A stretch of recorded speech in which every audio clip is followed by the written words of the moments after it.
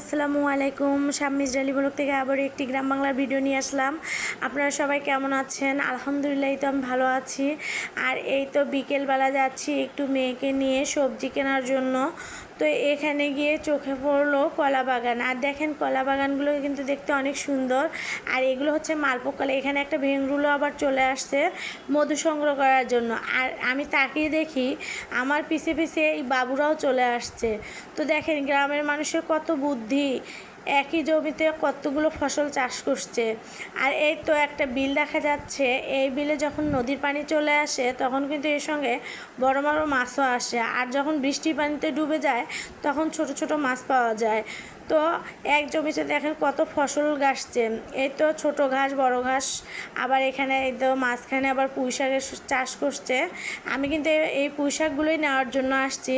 আর এসে দেখি এখানে পুঁই শাকগুলো একদম হলুদ হয়ে গেছে, এগুলো রান্না করলে মজা লাগবে না।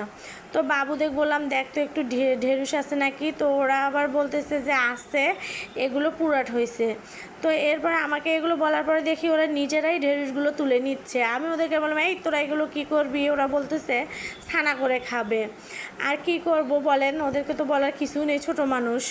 এরপরে আমি ওখান থেকে কিছু ভিউ দেখলাম। আর এই ভিউগুলো দেখে আমার খুবই ভালো লাগলো, কারণ দেখেন গ্রামের এরকম প্রাকৃতিক দৃশ্য দেখতে কার না ভালো লাগে, সবার কিন্তু ভালো লাগে।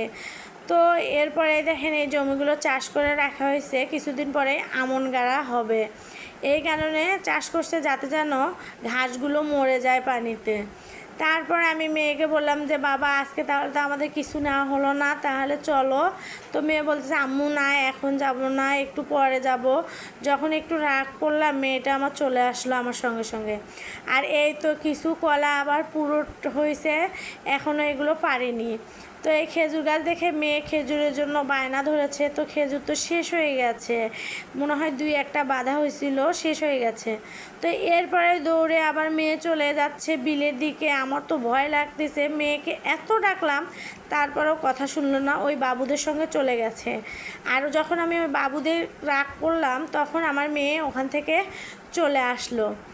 আর এরপরেই আমার চোখে একটা সুন্দর দৃশ্য পড়ল, একটা ফুলের গাছ। আর এই ফুলগুলো কিন্তু কড়ি ফুল, সাধারণত এগুলো জঙ্গলেই হয়ে থাকে। তো তারপরেও এগুলো দেখলে কিন্তু ভালো লাগে।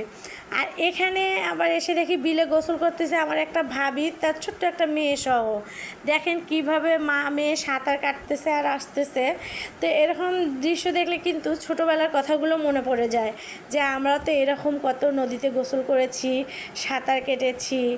তো আসলে অন্যরকম একটা ফিলিংস হচ্ছে। এরপরে আমার মেয়ে দেখি চিল্লাপাল্লা করতেছে, না এ তো আমার মেয়ে সাঁতার জানে না, তাড়াতাড়ি ওকে নিয়ে চলে আসলাম। এরপর আমরা যাচ্ছি বাড়িতে। আর বাড়িতে যাওয়ার আগে দেখেন বাবুরা কিভাবে হাই দিয়ে দিচ্ছে।